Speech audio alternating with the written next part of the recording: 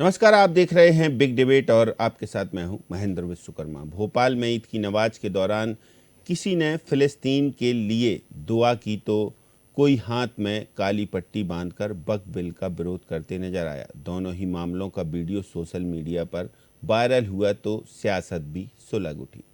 भाजपा नेताओं ने इस तरह के विरोध और दूसरे देश के लिए आई स्टैंड विथ फिलिस्तीन लिखने पर कड़ी प्रतिक्रिया दी है, तो कांग्रेस ने अभी पलटवार किया है। पहले देखेंगे रिपोर्ट, फिर चर्चा करेंगे इसी पर।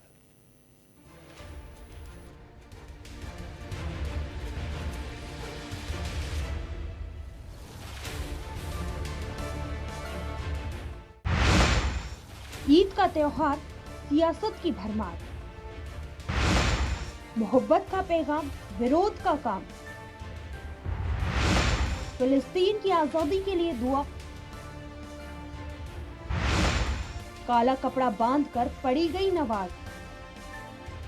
देश भर में ईद उल फितर का त्योहार उत्साह और उमंग से मनाया गया। सुबह से बड़ी संख्या में लोग नमाज पढ़ने ईदगाह और मस्जिदों में पहुंचे। भोपाल की ताजुल मस्जिद, जामा मस्जिद और मोती मस्जिद सहित दूसरी मस्जिदों में काली पट्टी बांधकर मुस्लिम समुदाय ने नमाज पढ़ी। दरअसल ये काला कपड़ा बांधकर वक्फ बिल का विरोध तो वही ईदगाह के बाहर कुछ युवकों का आई स्टैंड विद फिलिस्तीन का पट्टा लिए वीडियो भी सामने आया। इस वीडियो में युवक फिलिस्तीन की आजादी की मांग करता हुआ दिखा। मोहब्बत के त्योहार पर वक्फ बिल का विरोध और फिलिस्तीन लिखे पट्टे पर अब सियासत सुलग उठी है। भाजपा नेताओं ने इसे गलत बताया। विधायक रामेश्वर शर्मा और सरकार के मंत्री विश्वास सारंग ने कहा, कानून के बारे में बिना पढ़े उसका विरोध करना देश तोड़ने की मानसिकता का परिचय है। आपने तब काली पट्टी नहीं बांधी जब पाकिस्तान ने पुलवामा में अटैक किया था। आपने तब काली पट्टी नहीं बांधी जब बांग्लादेश में हिंदुओं के साथ अत्याचार हुआ। इधर भाजपा विधायक रामेश्वर शर्मा ने नमाजियों को नसीहत दी। उन्होंने कहा, फिलिस्तीन के झंडे लेकर नमाज पढ़ना ना तो खुदा की इबादत है और ना ही राष्ट्रभक्ति। कभी इन्होंने हिंदुस्तान का तिरंगा लेकर नमाज पढ़ी। नमाज पढ़ना वहाँ तक तो बहुत अच्छा है और उसमें हमें कोई आपत्ति भी नहीं, परेशानी भी नहीं है। लेकिन एक बात सबको समझ लेना चाहिए कि ईद की नमाज में खुदा से जो भी बंदगी करो थोड़ा अच्छा करो। और सबसे बड़ी बात है कि कभी हिंदुस्तान का तिरंगा लेकर नमाज पढ़ी क्या? हिंदुस्तान के तिरंगे को सामने रख के नमाज पढ़ी क्या? तो हिंदुस्तान के प्रति रहो। फिलिस्तीनी के लिए दुआएं करना ये अच्छा नहीं है, मतलब एक मैसेज आप ठीक नहीं दे रहे। कुल मिलाकर इस देश के अंदर आप वो सहानुभूति रखिए जो हिंदुस्तान के नागरिकों को और हिंदुस्तान के सबको पसंद हो। आप ये फिलिस्तीनी का झंडा क्यों रखना? आप हिंदुस्तान का झंडा रखा क्या अपने नमाज में? उसको सामने रखते, उसमें सामने रखते। और नमाज और ये जो धार्मिक स्थल हैं इनको जो है दुआओं के केंद्र रहने दो। उन पर जो है आप बंदगी करो, नमाजें अदा करो, वहां तक ठीक है। उस पर पॉलिटिक्स ना करो तो ज्यादा बेहतर। देखिए, वक्फ के कानून को बिना पढ़े हुए केवल जज्बाती माहौल बनाने के लिए इस तरह का विरोध प्रदर्शन इस देश को तोड़ने की मानसिकता का परिचायक है। आपने काली पट्टी जब नहीं बांधी जब पाकिस्तान ने पुलवामा में आतंकवादी अटैक किया था। आपने काली पट्टी जब नहीं बांधी जब बांग्लादेश में अल्पसंख्यकों के साथ, हिंदुओं के साथ अत्याचार हो रहा था। आप काली पट्टी उस समय नहीं बांधते जब बंबई में आतंकवादी हमला होता है। मुझे आश्चर्य होता है, पर यह सब उसी मानसिकता का परिचायक है जो कांग्रेस की है, ओवैसी की है। वक्फ कानून या वक्फ बोर्ड में बताइए कौन गरीब मुसलमान का फायदा हो रहा है? चंद फिरका परस्त मुस्लिम नेता वक्फ बोर्ड की जमीनों पर बेजा कब्जा कर लेते हैं और सरकार यदि गरीब मुसलमान को हक दिलाना चाहती है तो मुसलमानों को गुमराह करके इस तरह की बातें की जाती। जो इस आड़ में इस प्रकार के घटनाएं करने का जानबूझ करके प्रयास करते हैं, जिससे समाज में वातावरण बिगड़े। लेकिन ऐसे देशद्रोही जो लोग हैं, ऐसी जो देशद्रोहिता के खिलाफ, देशद्रोही काम करने वाले जो लोग हैं, इनके खिलाफ शासन और प्रशासन गंभीरता के साथ इस देश के अंदर अगर झंडा फहरेगा तो तिरंगा फहरेगा या भगवा फहरेगा और कोई नहीं फहरेगा। ऐसे लोगों के खिलाफ कड़ी कार्रवाई शासन प्रशासन करता है और करेगा। इधर मामले में फिलिस्तीन के समर्थन में कांग्रेस उतर आई है। कांग्रेस ने कहा, फिलिस्तीन हमारा दुश्मन नहीं है। ईद के मौके पर अगर कोई मुस्लिम भाई फिलिस्तीन को लेकर अपनी भावनाएं व्यक्त कर रहा है तो उसमें क्या बुराई है। मामले को मानवता के नाते लेना चाहिए, न कि उस पर राजनीति करना चाहिए। मंत्री विश्वास सारंग को हिंदू मुस्लिम करने के सिवा कोई काम नहीं। ये विकास की बात नहीं करेंगे। बिजली के बिल और प्रॉपर्टी टैक्स बढ़ रहे हैं तो उस पर चर्चा नहीं करेंगे। बस इनसे हिंदू मुस्लिम करवा लो। देखिए, मुझे ऐसा लगता है कि हम एक आज़ाद और स्वतंत्र भारत देश में रहते हैं और सबसे पहली बात है कि आज ईद का त्यौहार है और देशवासियों को शुभकामनाएं देनी चाहिए विश्वास सारंग जी को कि ये देश में हमारे जितने भी मुस्लिम भाई बहन हैं वो उन्होंने इबादत करी और आज ईद का त्यौहार मना रहे हैं। उस पर अगर लोगों ने अपनी भावनाएं प्रकट करी फिलिस्तीन को लेकर तो ये कौन सा गुनाह कर दिया किसी ने भी कि भैया आप फिलिस्तीन के लिए सपोर्ट में नहीं लिख सकते। विश्वास सारंग जी कैसे बोल सकते हैं कि किसी के सपोर्ट में आप नहीं लिख सकते। भैया सबकी अपनी भावनाएं हैं। फिलिस्तीन देश में भी ईद मनाई जा रही, वहाँ के लोग दुखी हैं। वहाँ पर जिस तरीके से बमबारी हुई है और वहाँ की जनता के वीडियो सामने हैं बच्चों के, उनके सपोर्ट में लिख रहे हैं लोग। तो मानवता तो होनी चाहिए विश्वास सारंग जी में कि मानवता के नाते तो अगर कोई सपोर्ट करने की बात कर रहा है और फिलिस्तीन क्या हमारा दुश्मन है क्या भारत देश का, या फिलिस्तीन ने क्या हमारे ऊपर बमबारी कर दी है। तो सीधी सी बात है, मानवता के नाते अगर कोई लिख रहा है या बोल रहा है तो इन बातों को अदरवाइज ना लेकर आप कुछ बोलने से बचें और ईद की सबको मुबारकबाद दें। कुल मिलाकर ईद के खास मौके पर जहां राजनेताओं को एक दूसरे को बधाई देना चाहिए, वहां अब सियासत हो रही है। भाजपा नेता वक्फ बिल का विरोध करने वालों को गलत करार दे रहे हैं तो दूसरे देश के लिए दुआ करने पर भी आपत्ति जता रहे हैं। हालांकि कांग्रेस इसका समर्थन कर रही है। अब देखना होगा कि ईद से शुरू हुई ये सियासी बयानबाजी क्या रंग लाती है। Desk report, DNA news.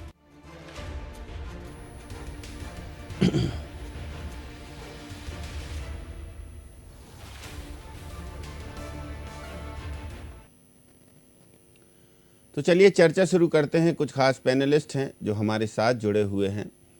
Bharatiya Janata party से योगेश गुप्ता जी हमारे साथ जुड़े हुए हैं, प्रदेश के प्रवक्ता हैं बीजेपी के। सीताशरण सूर्यवंशी जी कांग्रेस से हमारे साथ जुड़े हुए हैं, प्रदेश के प्रवक्ता हैं, स्टूडियो में मौजूद हैं। वरिष्ठ पत्रकार डॉक्टर राजेश जौहरी जी, हमेशा की तरह आप तीनों का बहुत स्वागत है। योगेश गुप्ता जी, क्या दिक्कत है भारतीय जनता पार्टी को यदि कोई फ़िलिस्तीन के सपोर्ट में दुआ कर रहा, वहाँ के हालात ऐसे हैं कि वहाँ बमबारी हुई है, कांग्रेस का ये कहना है।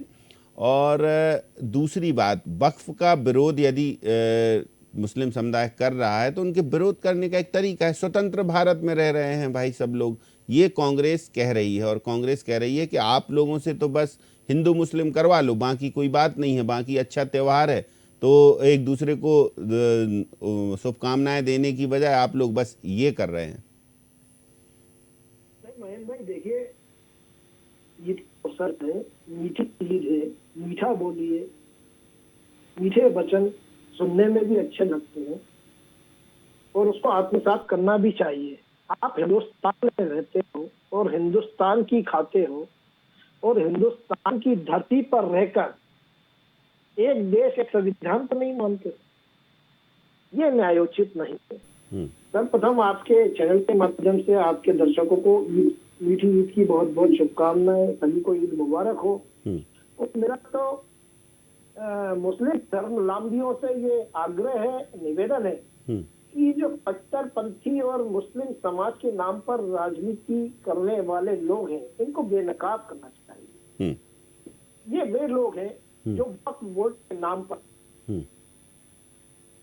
हजारों एकड़ जमीनें दबाकर बैठे हुए हैं। अगर मैं भोपाल शहर की बात करूं तो भोपाल के एक मरहूम विधायक थे, वक्त उनके स्वयंभू बने हुए थे, 6 बार के विधायक थे। उन्हीं के बारे में, उन्हीं के समाज के कई धार्मिक नेताओं ने गंभीर आरोप लगाए थे कि अपनी मिल्कियत समझ बैठे हैं, वक्त के नाम पर जो चाहे वो मर्जी कर रहे हैं। तो हम तो गरीब और वंचित तबका है मुस्लिम समाज का, अल्पसंख्यक वर्ग का, उनके हितों के उत्थान के लिए ये काम कर रहे हैं। वक्फ बोर्ड 2024 इसका उद्देश्य क्या है महेंद्र जी? पारदर्शिता, डिजिटलीकरण और ऑडिट। इसमें क्या आपत्ति है साहब आपको? अगर पारदर्शिता बरती जा रही है, जेपीसी की जब जेपीसी का गठन हुआ उसके समक्ष ये बिल गया, असदुद्दीन ओवैसी उसमें मेंबर थे।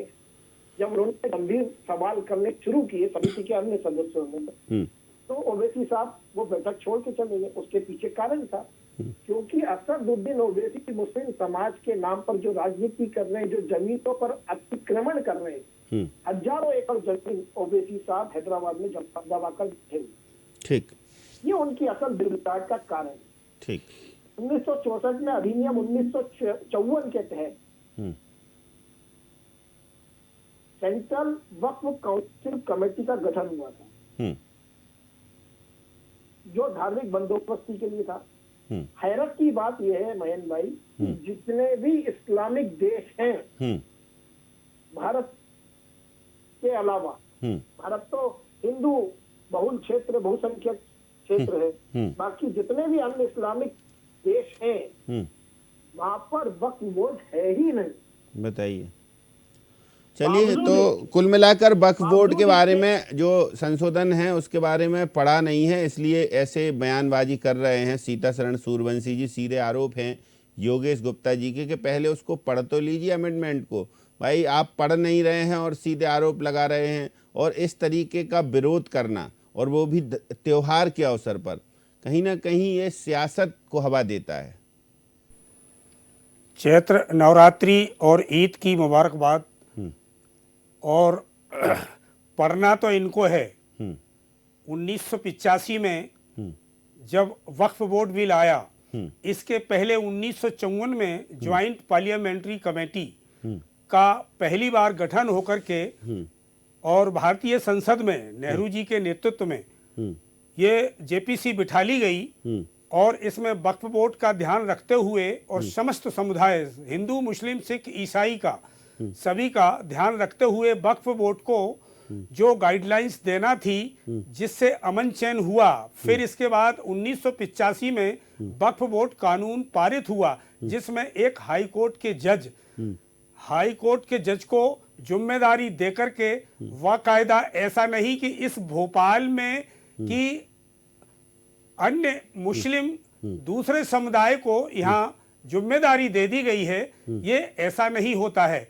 और जो बीजेपी कर रही है, जिस तरीके से फितरत की बात जो फैलाती है, ये केवल मुस्लिम को, केवल उनके मदरसों, उनकी शिक्षा, उनकी व्यवस्था को ध्वस्त करने के लिए ये बीजेपी का जो प्रोपेगेंडा है, ये देश हित में और जनहित में नहीं है। अब मैं आपको बताऊं, इसके बाद 1995 में ज्वाइंट पार्लियामेंट्री कमेटी बिठा ली गई, उसमें भी ये सब ध्यान रखा गया है कि हमारा संवैधानिक देश है और संविधान से ये चलता है, और संविधान के अनुरूप समस्त जातियों को और समस्त समुदायों को अनेकता में एकता की मिसाल है।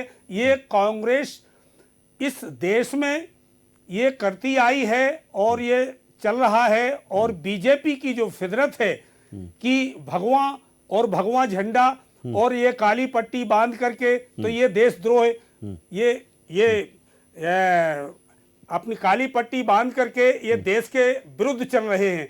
ऐसा नहीं है। देखो, काली पट्टी, काला जो है उनके मोहम्मद साहब और पैगंबर साहब, और मक्का मदीना में भी देख लीजिए आप, काली उससे लगे हुए, लेकिन वो तो कह रहे हैं ना कि हम विरोध कर रहे हैं भाई। हाँ, तो विरोध कर रहे हैं, वो विरोध करेंगे भाई, क्योंकि विरोध, जैसे अभी बजरंग दल ने कुछ दिन पहले इसी भोपाल में ढाल वर्छी लेकर के वो तलवारों से उन्होंने शौर्य अपनाया है। तो ये कौन सा है जो आरएसएस की एक शाखा है बजरंग दल, उन्होंने भी ये क्या जनता में क्या मैसेज दिया है? तो फिर आप फिलिस्तीन का वो सपोर्ट में खड़े हो जाएंगे? फिलिस्तीन का महेंद्र भाई, ये बहुत पुराने परम मित्र हैं। जब स्वर्गीय इंदिरा गांधी जी जब गुट निरपेक्ष शिखर सम्मेलन 110 देशों की जब प्रमुख थी, उस समय यासिर अराफात परम मित्र थे भारत के, और इन लोगों को बीजेपी के जो रामेश्वर शर्मा या विश्वास सारंग हैं, इन्होंने इतिहास तो पढ़ा नहीं। यह एक ये चंदा मामा हैं और दूसरे मटका किंग हैं। इनको केवल फितरत के अलावा और जमीनों पे नजर रखने के अलावा और हिंदू मुस्लिम करने के अलावा कोई काम नहीं है। ठीक है। अब डॉक्टर राजेश जौहरी जी, आपका एक कमेंट जरूर लेंगे। दोनों को सुन लिया आपने कि देखिए, तर्क ऐसे होते हैं कि एक त्यौहार होता है, उस पर सियासत छिड़ जाती है, कुछ घटनाक्रम ऐसे होते हैं। इसको किस नज़रिए से देखा जाए? वास्तव में मुस्लिम समुदाय वक्फ का विरोध कर रहा है तो शांतिपूर्वक कर रहा, ऐसे लिया जाए। फ़िलिस्तीन के लिए यदि सहानुभूति जता रहा तो ठीक है भाई, स्वतंत्र देश है, किसी भी देश के लिए जता सकता है, हालांकि वो दुश्मन देश ना हो, कांग्रेस का ये कहना है। लेकिन उसके बावजूद भी सियासत इस पर हो रही है, तो फिर एक आम व्यक्ति इस पूरे घटनाक्रम को कैसे देखे? आम व्यक्ति की नजर से अगर देखा जाए तो फिलिस्तीन को मित्र देश कहना हमारे ख्याल से वो सही नहीं रहेगा। उसका कारण है एक बहुत बड़ा कि आज कांग्रेस प्रवक्ता या कांग्रेस कुछ भी कहे, लेकिन आप सोचिए जब यासिर अराफात मित्र हमारे थे, पैसे अपने जाते थे, अपन उनको हेल्प करते थे फाइनेंशियली, अपन ने उनको गाड़ियां दी थी, अपन ने उनको बहुत सारी सुविधाएं दी थी और उनको एक हवाई जहाज दिया गया था। उसके बावजूद जब कश्मीर की बारी आई तो वो कश्मीर में पाकिस्तान के साथ खड़े हो गए। उन्होंने कहा भारत का अवैध कब्जा है। एक बात, यासिर अराफात के गए हुए बहुत लंबा समय हो गया। अभी जो फिलिस्तीन के हुक्मरान हैं वो भी सारे के सारे कश्मीर के मुद्दे पर पाकिस्तान के साथ है, ना कि भारत के साथ। तो ऐसी स्थिति में हम फिलिस्तीन को अपना दोस्त कैसे मान सकते हैं? और देखिए, जो कश्मीर का मुद्दा हमारे लिए बहुत सेंसिटिव मुद्दा है। अपने घर का बेटा, समझ लीजिए कश्मीर हमारा बेटा हुआ भारत का, और उस पर कोई और जो है अपना अधिकार जमाना चाहता है, और एक देश जिसको हम मित्र देश कह रहे हैं वो पाकिस्तान का सपोर्ट कर रहा है। तो एक बात तो क्लियर हो जानी चाहिए कि ये फिलिस्तीन जो है हमारा कोई मित्र देश नहीं है। चाहे कुछ भी परंपरा रही हो, किसी ने भी उससे मित्रता रखी हो, उससे दैट इज इमैटेरियल, अगर हम आज इन दोनों बातों पर ध्यान दें। अब दूसरी बात ये है कि वक्फ बोर्ड मामला है, मुस्लिम विरोध कर रहे हैं, उनको पूरा अधिकार है। और देखिए, उनको संवैधानिक तरीके से अपने देश में बहुत ही अच्छा सिस्टम है, अपने देश का लोकतंत्र की सरकार है, अपने लोकतांत्रिक सरकार है, और उनको पूरा अधिकार है कि वे अपना विरोध कर सकते हैं। उनको किसी कानून के प्रति उनकी कोई विरोध है।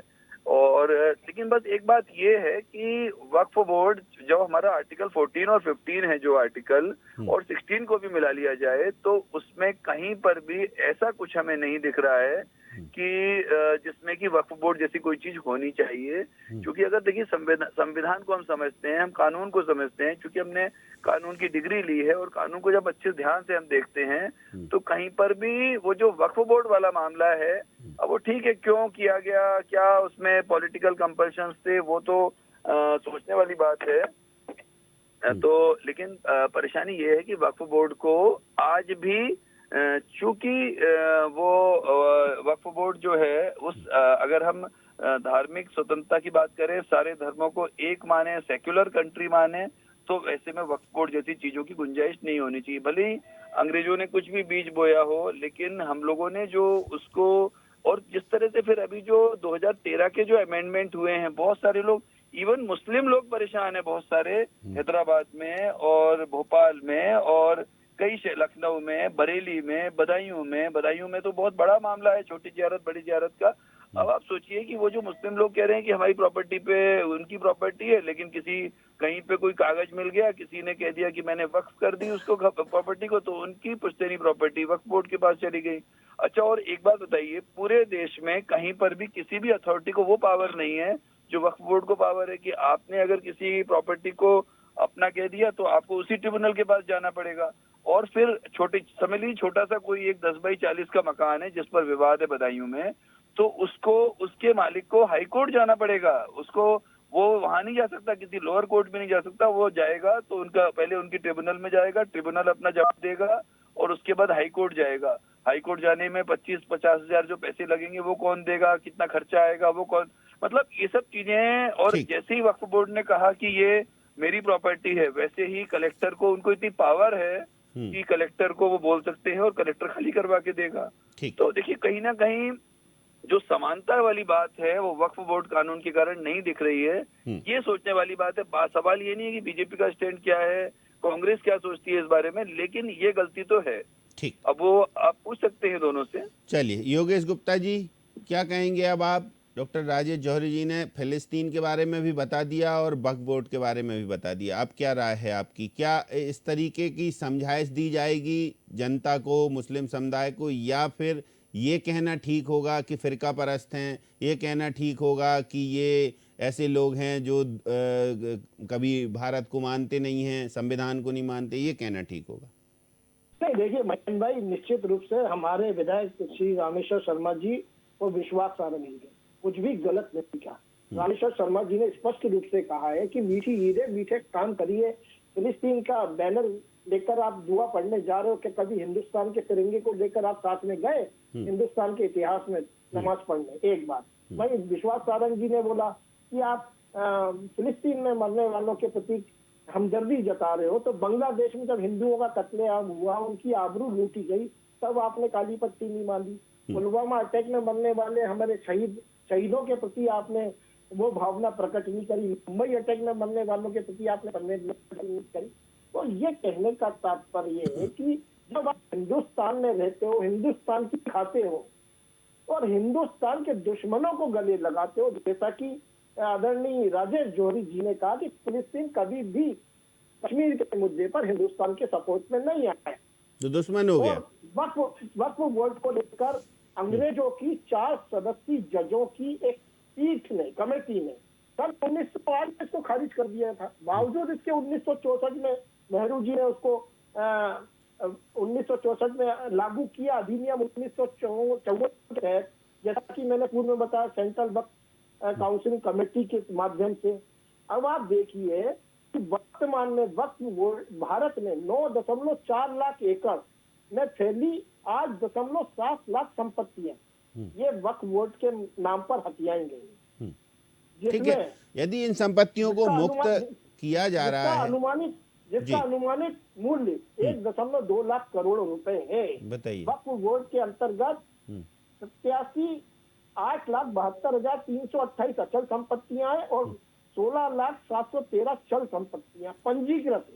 तो ये वक्फ बोर्ड के तहत जो इनको अगर डिजिटलीकरण किया जा रहा है, इनकी अगर ऑडिट किया जा रहा है, इनको अगर तो क्या बुराई है भाई? डिजिटल किया जा रहा है, सीतासरण जी चलिए पूछ लेते हैं। महिला सदस्यों को रखा जा रहा है ठीक, जो अन्य धर्म के सदस्य हैं, तो इनको आपत्ति क्या है भाई? ठीक है, वक्फ बोर्ड है वो, यदि सबके लिए है और डिजिटल हो रहा है, संपत्तियों का ऑडिट हो रहा है, तो इसमें फिर आपत्ति कहाँ पर आ रही है? आपत्ति ये है कि जो 12 सदस्य संसद सदस्य बनाए गए जेपीसी के, एक सदस्य की प्रेजेंटेशन थी, एक अनुपस्थित थे, 10 को निलंबित कर दिया और 44 डिसेंट नोट जो शामिल किए गए वो शामिल नहीं किए गए और 650 पेज की माननीय प्रधानमंत्री महोदय जी ने पढ़ ली शाम को 4 बजे तक 650 पेज पढ़ लिए और साइन कर दिए। तो ये एक बात। दूसरी बात कि जो गुरुद्वारे हैं और क्रिश्चियंस हैं और आपके हिंदू मंदिर और जो शिवालय हैं, क्या इन तीनों पर क्या बीजेपी शासन ने और जो सत्ताधारी सरकार ने क्या इस पर फोकस किया? ये भी गुप्ता जी से पूछ लीजिए। तीसरी बात, जो रामेश्वर शर्मा और विश्वास सारंग ये जो दोनों मुद्दे उठा रहे हैं, अभी रामेश्वर शर्मा जी अपना परिवार तो संभाल नहीं पाए। 8 साल पहले तर्जुमे वाली मस्जिद में इनका सगा चचेरा भाई ने सिरौंज से ये फरारी काट कर आए थे भोपाल में, और यहाँ तर्जुमे वाली मस्जिद में, वो व्यक्तिगत बात है, आप आगे बढ़ाइए। तर्जुमे वाली मस्जिद में 8 साल पहले इस्लाम धर्म अपना लिया, जो आज वो मौलाना बन के इनके सगे भाई रह रहे हैं और ये हिंदू मुस्लिम की बात, फितरत की बात करते हैं, और पूरे प्रदेश में एक ऐसा माहौल पैदा करने का कि जो गंगा जमनी तहजीब है और हिंदू मुस्लिम सिख ईसाई आपस में चारों भाई भाई हैं, उन भाइयों में फितरत फैलाने का प्रयास करते हैं। चलिए, तो गंगा जमनी तहजीब की बात करते हैं, कह रहे हैं, और फिर उसके बाद जब उसमें कोई जहर घोलता है तो फिर कांग्रेस को बुरा लगता है। योगेश गुप्ता जी। देखिए मयन भाई, बड़े दुर्भाग्य की बात है कि कांग्रेस के 55-60 सालों के कुकर्मों का खामियाजा आज हम देशवासी भुगत रहे हैं। इन्होंने हमेशा मुगलों का इतिहास तो पढ़ाया लेकिन मराठों को नहीं पढ़ाया। इन्होंने महारानी लक्ष्मीबाई और पृथ्वीराज चौहान जैसे हमारे जो वीर योद्धा थे, टंटा मामा भील जैसे जो अन्य समुदाय से आने वाले योद्धा थे, उनके बारे में कांग्रेस पार्टी ने हमेशा नहीं कुछ पढ़ाया। कांग्रेस पार्टी का इतिहास नेहरू खानदान से शुरू होता है और गांधी परिवार से खत्म होता है। बेहद शर्मनाक स्थिति है कांग्रेस पार्टी की कि आज भी तुष्टीकरण की राजनीति 2080 का गेम खेलते हुए ये लोग निरंतर सनातन का निरादर कर रहे हैं और रोजा इफ्तार में शिरकत कर रहे हैं। न केवल शिरकत कर रहे हैं बल्कि तो रोजा इफ्तार में तो भारतीय जनता पार्टी के नेता भी शिरकत करते हैं। अरे रोजा इफ्तार में तो भारतीय जनता पार्टी के नेता भी शिरकत करते हैं, बिहार के मुख्यमंत्री जाते हैं। हाँ जी, सुनिए, आपने सही सवाल उठाया, जाना चाहिए रोजा इफ्तार में, लेकिन महाकुंभ में जाने में क्या सवाल या निशान लगाते हैं खड़के जी। उनका कहना होता है कि महाकुंभ के स्नान से क्या भुखमरी मर जाएगी, शायद रोजा इफ्तार में जाने से भुखमरी मर जाएगी। राहुल गांधी, प्रियंका गांधी महाकुंभ में स्नान करने गए क्या? 60 करोड़ से ज्यादा हिंदुस्तानियों ने वहाँ स्नान किया। तो डॉक्टर राजेश जौहरी जी, हमेशा आप देश की गर्मियों को गंगा नहाने मोहन भागवत जी गुप्ता साहब से पूछ लीजिए। डॉक्टर राजेश जौहरी जी, अब क्या इसमें और आगे सियासत भड़केगी? क्या अब और ऐसा लगता है कि अभी ये मामला यहीं नहीं थमेगा, अभी आगे बढ़ेगा? देखिए, ऐसा लग रहा है कि जैसे जो हाल कृषि वाले सुधार बिल का हुआ, जो हाल मोटर व्हीकल एक्ट के अमेंडमेंट का हुआ, वही हाल शायद वक्फ बोर्ड के इस बिल का भी होने वाला है। क्योंकि जिस तरह से विरोध हो रहा है, और दुख की बात यह है कि सरकार 2 बार बैकफुट पे ऑलरेडी आ चुकी है और ये पूरी दुनिया को मालूम है, कि पब्लिक को मालूम है कि 2 बार ये बैकफुट पे आ गई तो तीसरी बार भी आएंगे। एक ये चिंता की बात है। तो जो कि होना इसलिए नहीं चाहिए, क्योंकि आप एक चीज देखिए, इस देश में एक प्लेसेस ऑफ वर्शिप एक्ट बनाया गया जिससे कि जो यहाँ का बहुसंख्यक समाज है उसके सारे अधिकार छीन लिए, सारे मंदिरों को जो है सरकारीकरण कर दिया। दूसरा बनाया गया वक्फ बोर्ड एक्ट, जिससे कि उन लोगों को जो मुस्लिम एलिमेंट्स हैं, उनको मुस्लिम समाज है, उनको उनकी संपत्ति का इस तरह से पावर दे दी गई कि किसी पे भी कब्जा कर सकते हैं वो, कहीं पे भी एक आदमी जो। अच्छा, एक और पॉइंट बहुत बड़ा था प्लेसेस ऑफ वर्शिप एक्ट में, क्योंकि अभी जब ये चल रहा था तब हम लोग बहुत सारी जगहों पे भाषण सुनते रहते थे लोगों के, और दोनों के, विरोध के भी और पक्ष के भी। तो वहां पर उसमें क्या था कि पब्लिक सर्वेंट माना गया है उन लोगों को जो लोग उसमें काम करते हैं, और उसने जाके कहीं भी फीता रख दिया कि ये प्रॉपर्टी वक्फ की है। तो अब सामने वाले को साबित करना है, जो बर्डन ऑफ एविडेंस है वो है उसके ऊपर। जो आदमी जिसकी जमीन है वो अपने आप साबित करेगा, और वो बेचारा साबित करते करते उसको बहुत समय हो जाता है और इतनी समस्याएं आती हैं। तो एक बात है, वो तो अच्छा हुआ भगवान ने किया कि धार्मिक स्वतंत्रता अधिनियम जो है वो इन्होंने पास तो हो गया था, पर वो लागू नहीं हो पाया क्योंकि उस समय पे जनता लग गई और देश में बहुत जबरदस्त विरोध हुआ, जिसके कारण सरकार को वापस लेना पड़ा। नहीं तो ये तीनों कानून के बाद बचना ही कुछ नहीं था इस देश में। इतनी बड़ी बड़ी समस्याएं होनी थी, इतने बड़े पैमाने पर जो है अनिश्चितता फैल जाती कि नेगेटिविटी बहुत जबरदस्त रहती। तो वो तो अच्छा रहा, एक कानून बच गया। लेकिन ये दोनों कानून अपने आप में बहुत ही गलत हैं, चाहे वो प्लेसेस ऑफ वर्शिप एक्ट हो, चाहे वो वक्फ बोर्ड एक्ट हो। चलिए, तो अब देखते हैं आगे क्या होता है, इस पर और कितनी सियासत जो सुलग गई है अब भड़कती है, हमारी नजर रहेंगी। बहुत शुक्रिया योगेश गुप्ता जी, बहुत शुक्रिया सीता शरण जी हमारे साथ यहाँ पर जुड़ने के लिए, और डॉक्टर राजेश जौहरी जी आपका भी धन्यवाद। तो देश भर में त्यौहार है मीठी ईद का, और मीठी ईद के त्यौहार पर ये कड़वे बोल जब सामने आते हैं तो फिर सियासत अपने आप उफनने लगती है, और सियासत उफन रही है फिलिस्तीन को लेकर। एक वीडियो जिस तरीके सपोर्ट में या दुआ के लिए दिखाया गया कि दुआ कर रहे हैं फिलिस्तीनियों के लिए, और दूसरी बात वक्फ बोर्ड का विरोध कर रहे हैं काली पट्टी बांधकर। अब ये काली पट्टी कहाँ तक जाती है और इस पर और कितनी बयानबाजी होती है, ये देखना बाकी है। फिलहाल बिग डिबेट में इतना ही, मुझे दीजिए इजाज़त, नमस्कार।